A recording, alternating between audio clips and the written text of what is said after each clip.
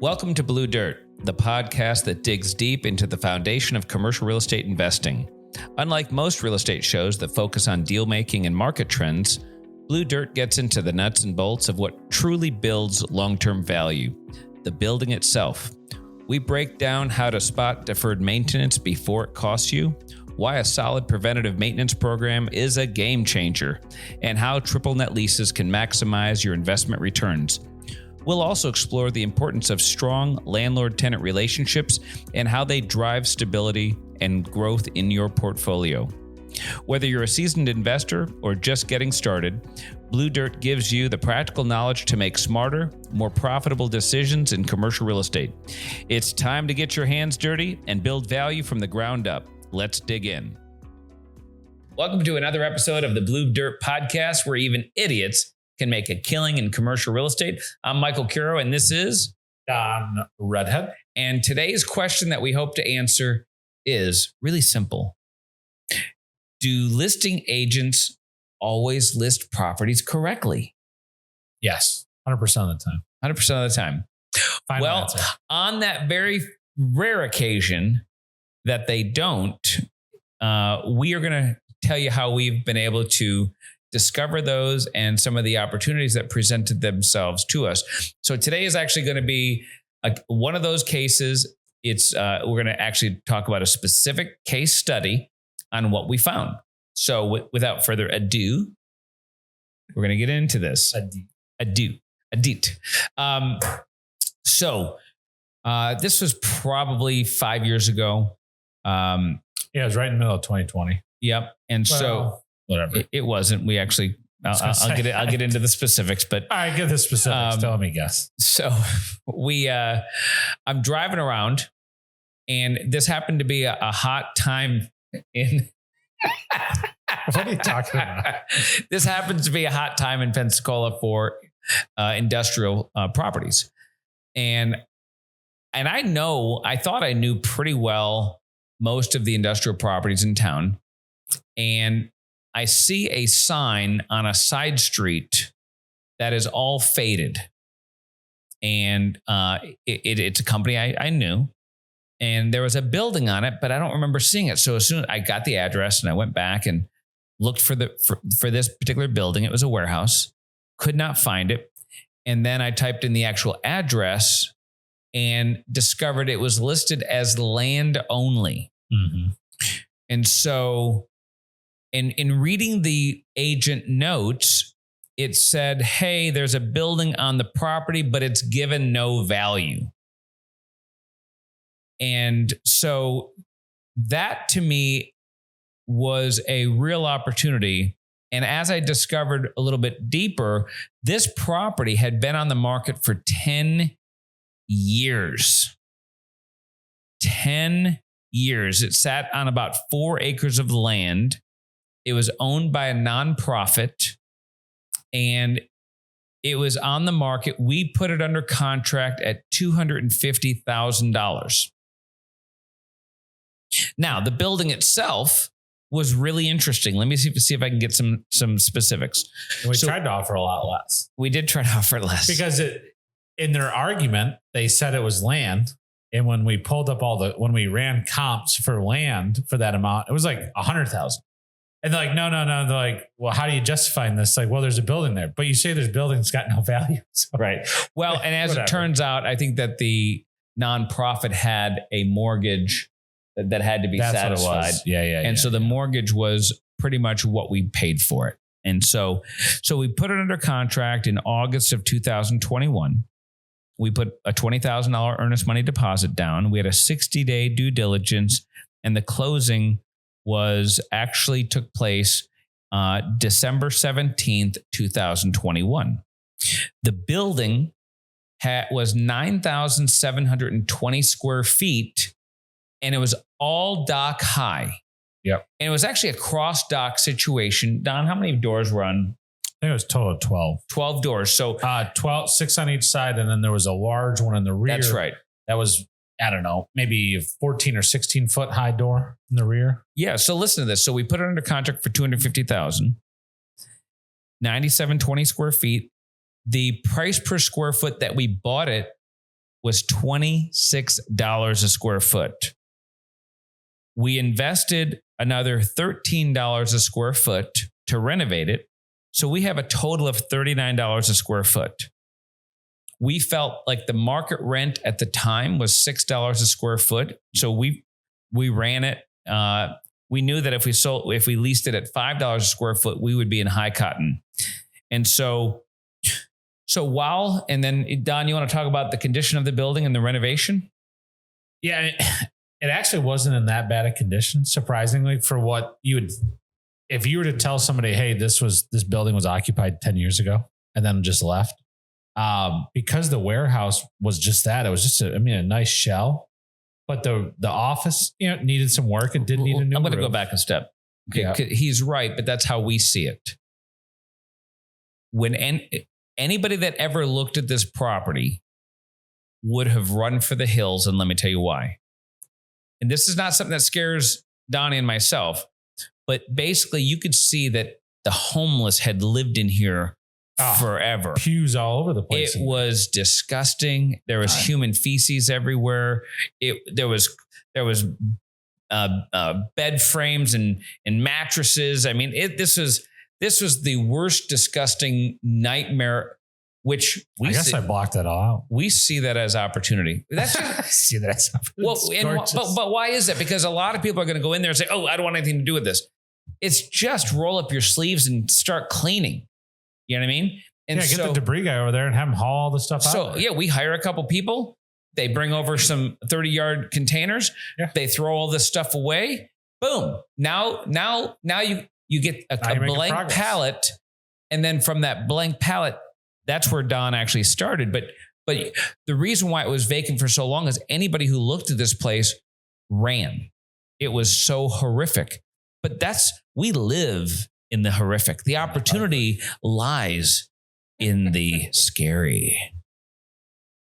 Yeah, I guess it was pretty ugly, but that's not how. Yeah, I guess I remember it. Remember it gorgeous. That's a gorgeous. Well, you're gonna think it's gorgeous in just a moment when we tell you the exit.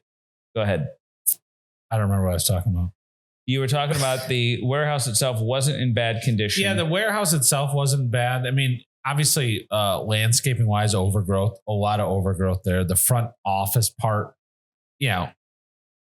just was not in good condition, but the exterior part was fine, but okay. Overall, I'm going to take over on this show. I don't even because this is horrible. What do you want? First of all, I'm going to tell you, all the mechanical had to be replaced. All the electrical was already stolen out of the building. I mean, they literally took every wiring out of the entire building was gone. So we had to put in all new electrical, all new plumbing, all new mechanical. We had to repaint and redo a lot of the walls in the office. Again, this is not a bad thing. This is just what we had to do. And then we replaced how many roll-up doors? I thought it was all 12. All 12? Yeah. So we replaced all roll-up doors. All 12 plus the rear one. And we came up with a really cool color scheme to add a little bit of pizzazz to the building.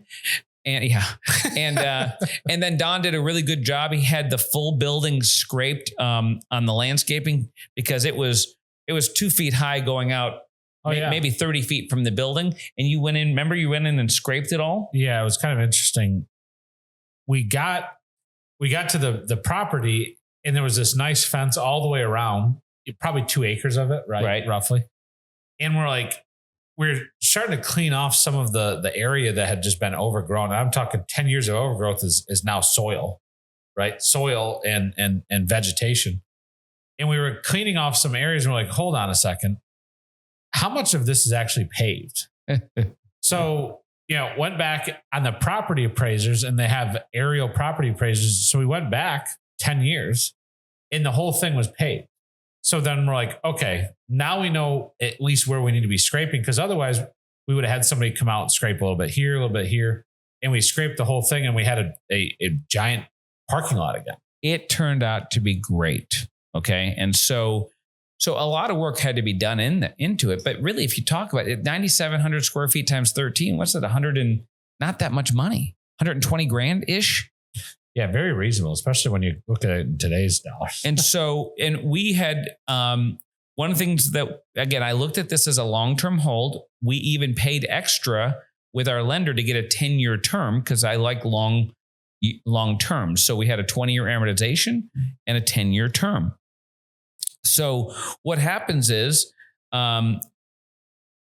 we get an offer. And so we went back and forth. We ultimately sold it. And so let's talk about the exit. All right. So we sold it for $760,000. Our payoff, because we had a down payment, our down payment was probably closer to $80,000.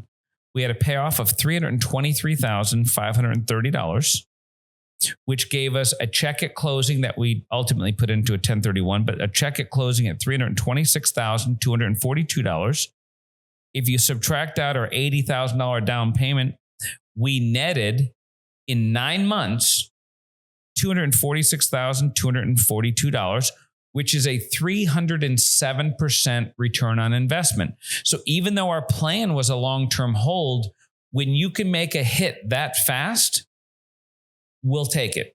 Because, our goals are still sporty on our return on investment, but, our sporty is maybe 20, 30%, which is a lot. Don't get me wrong. But when you can get 10 or 15 years of a return in 9 months, I'm saying take that money and go buy something else, which is exactly what we did. Mm-hmm.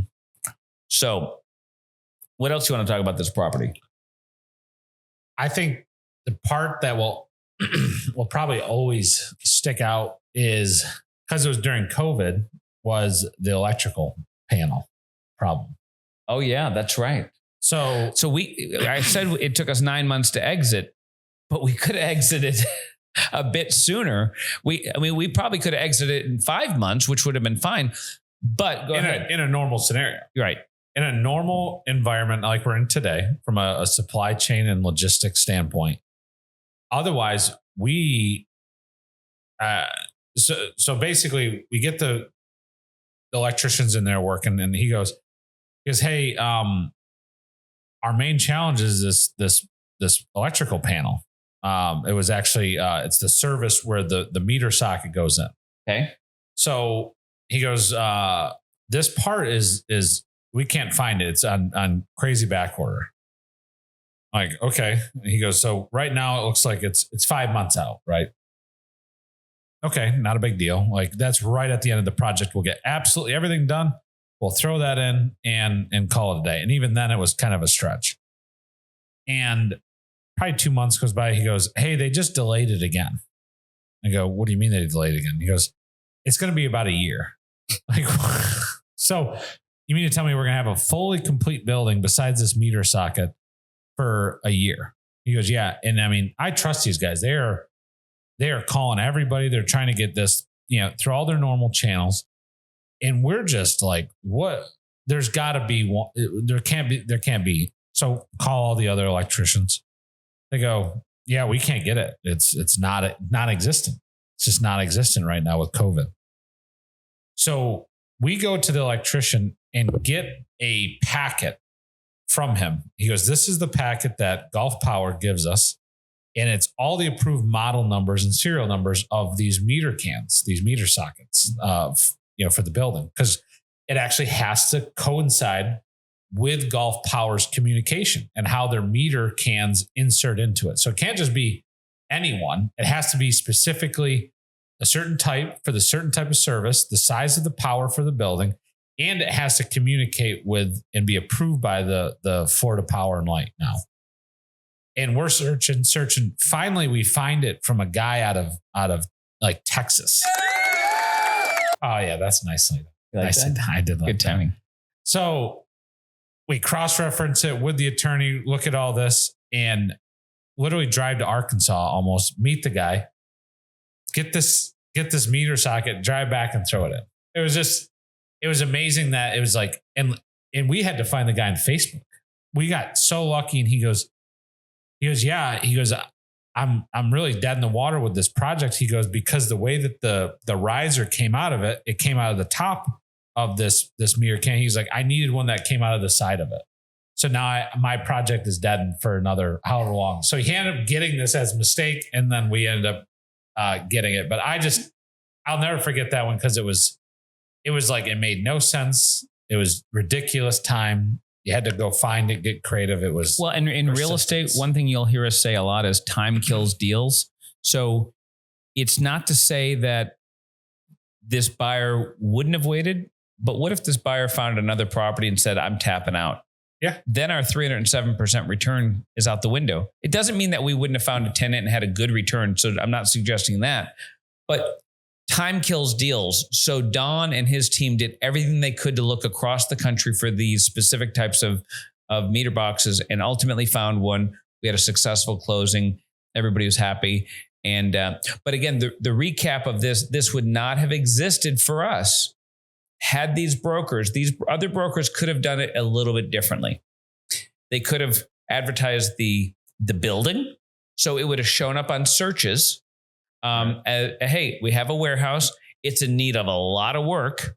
It's in need of X, Y, and Z. I mean, they could have listed it all out.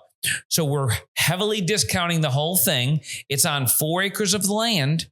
So they could have talked about all the attributes of the property and still said, hey, we're not giving any value to the building. But to not list the building itself, I think is a mistake. And in that market, it would have sold in a week.